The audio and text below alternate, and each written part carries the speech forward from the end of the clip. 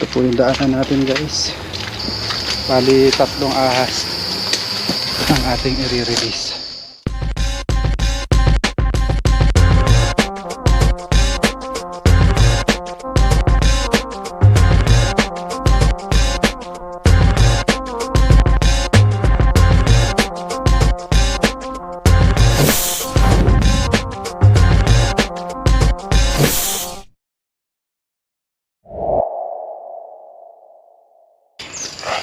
Yan guys, andito tayo sa kabundukan. Kasama natin ang matikas na si Bangis. Ano mga re-release natin? Yung malalaking ahas guys. Ito.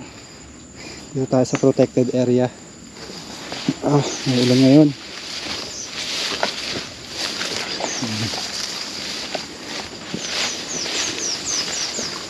Pupunta tayo sa bundok. Ilang bundok na to, buddy? Inakyat natin. 4 na yata.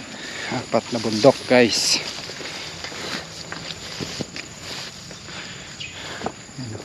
Ganda ng view dito.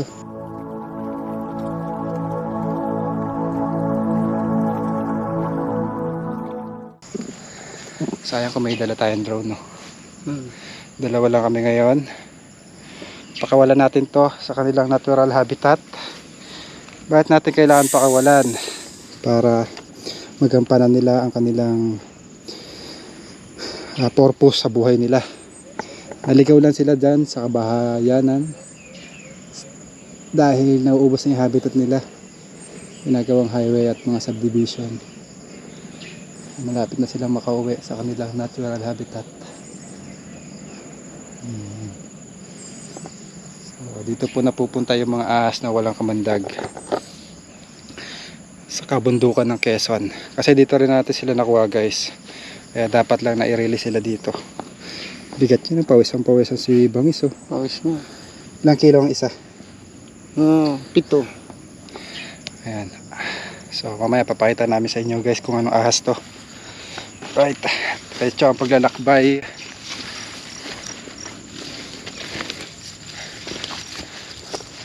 Tatapos lang ng ulan kaya madulas ang daanan. Kita nyo itong daanan ng ating boots. Para tayo mga mandirigma. Mamaya na lang guys, baka madulas tayo eh. Patawid pa tayo dyan, oh. Ito po yung daanan natin guys. Maputik at masukal.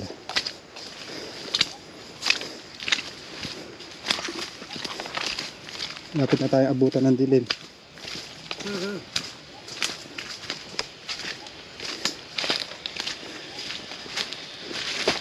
Madulas.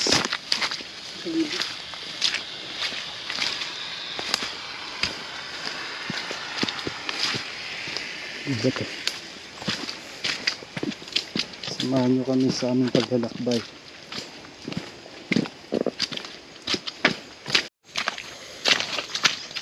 Putik.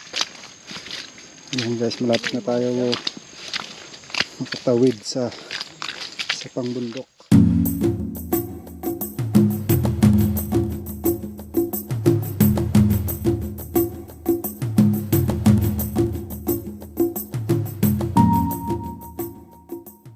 Malapit na tayo sa protected area. Wala pong kabahay-bahay dito guys sa pupuntahan natin.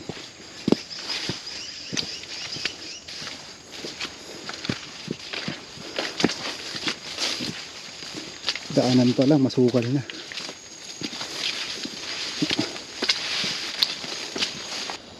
Yan guys, natatanaw ko na ating pagre-releasean.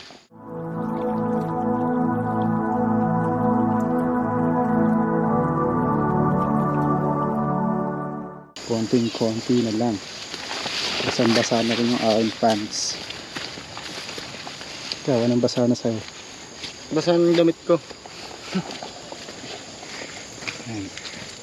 Dito po tayo nagre-release ng mga ahas na walang kamandag. Ang layo. Kasi ito masyadong malaki, baka may magreklamo na naman. Galitan tayo. Madali pa sila makita. Kasi malalaking ahas to eh.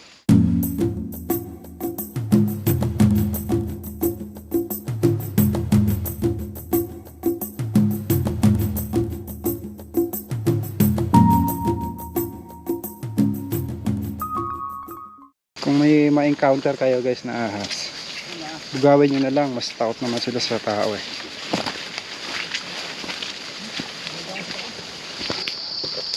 Dito na po tayo sa site guys. Wala na pong tao nakakapunta dito. Wala pong bakas ng tao. Ayan, puro huni ng ibon, kuliglig. Wala na rin daanan.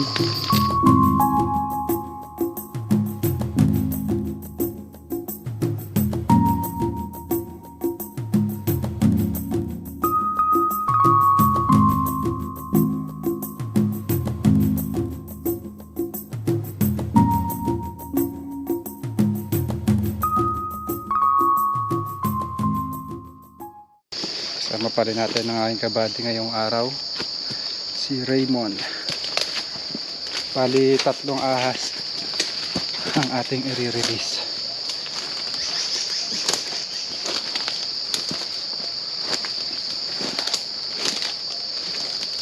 Ang ganda na dito sa area na to.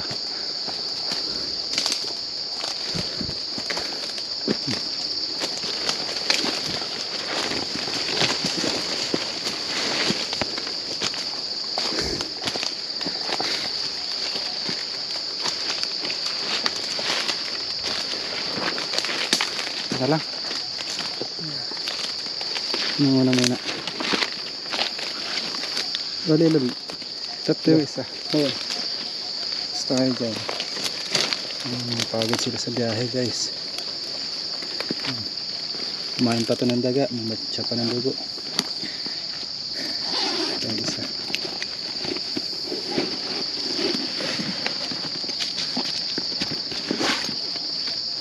Tatlong malalaki. Hawak, parang rin. Hawak.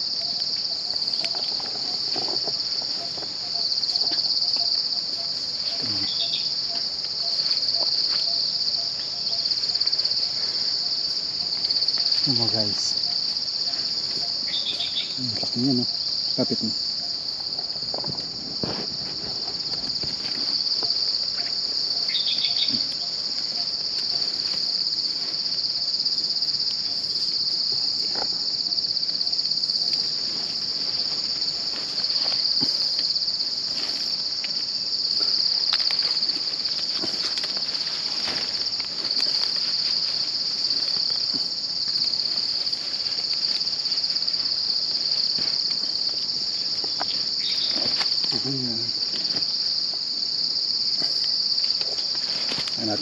Bantayan natin siya gumapang.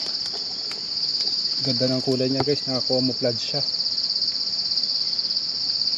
So, ganyan po siya mag-camouflage pag nandito sa kagubatan. Ang dumaan sa harap niya, pagating niya.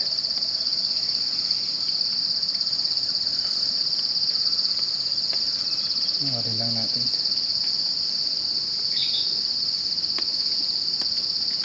Wala siyang kalaban dito, kundi yung mga predator.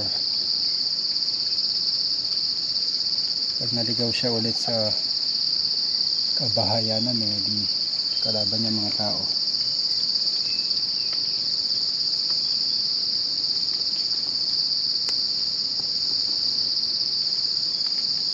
Tingnan lang siya gumapang guys. Pakalmado.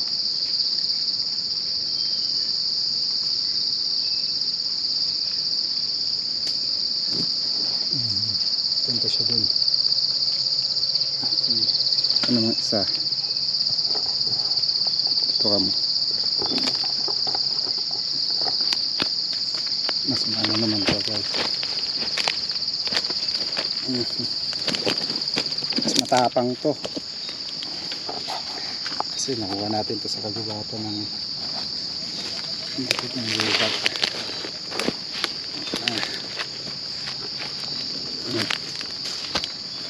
Talagang ito tayo guys.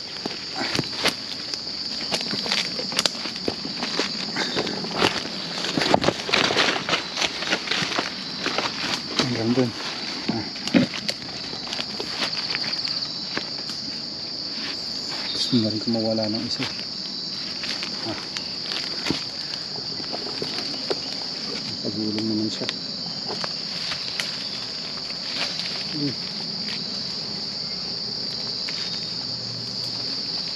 Okay. Nag-strike. Pwede may isa. Tama na yun. Dating ka na.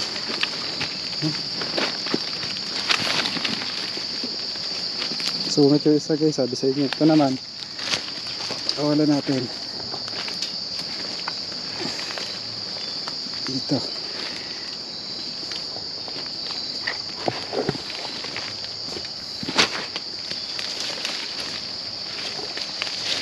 Bali tatlo yung na-release natin ngayon guys. Nakain sila dito ng labuyo, mga maliliit na baboy.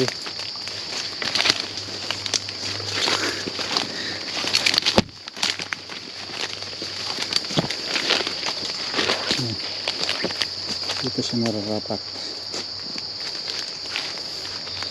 So, nakagat naman tayo.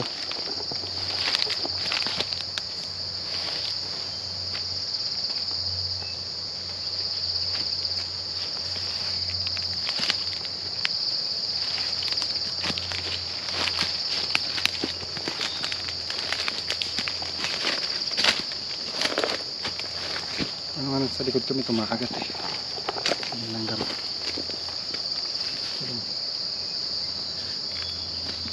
Sana.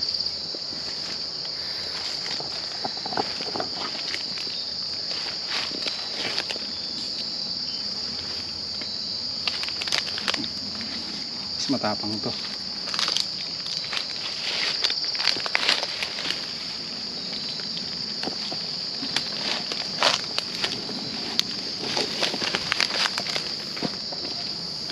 Hindi yata gumagalaw.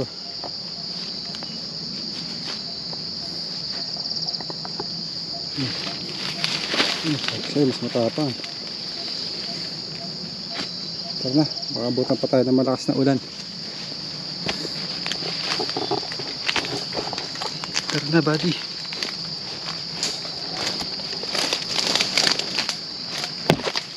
Sana protektahan natin yung mga ganong buhay ilang. Dumayo pa tayo dito sa napagka layo-layo bundok na tahimik na lugar. Ayun.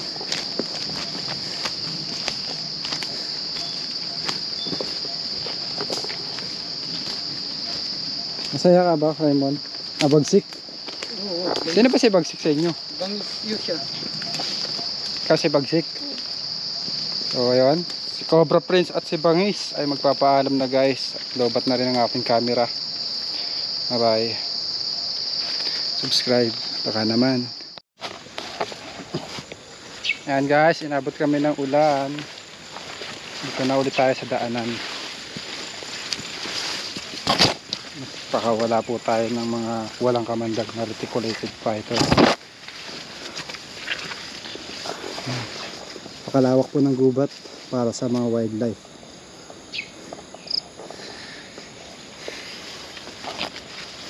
Para maiwasan po natin ang pagpasok ng mga ahas, maglinis po tayo ng kapaligiran. Pag masukal na, tabasin natin yung mga damo sa likod bahay. Pag may mga daga kasi magkakaroon ng cobra. So ayan guys, hanggang dito na lang. Layo-layo pa yung lalakbay namin. Bale, ito na rin yung aming exercise ni Bangis. Ayan, tatawid pa po tayo ng bundok. Lawak pa. Ang daan na, ha?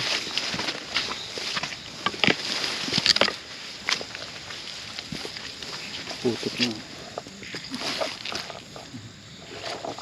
Bye guys. Bye bye.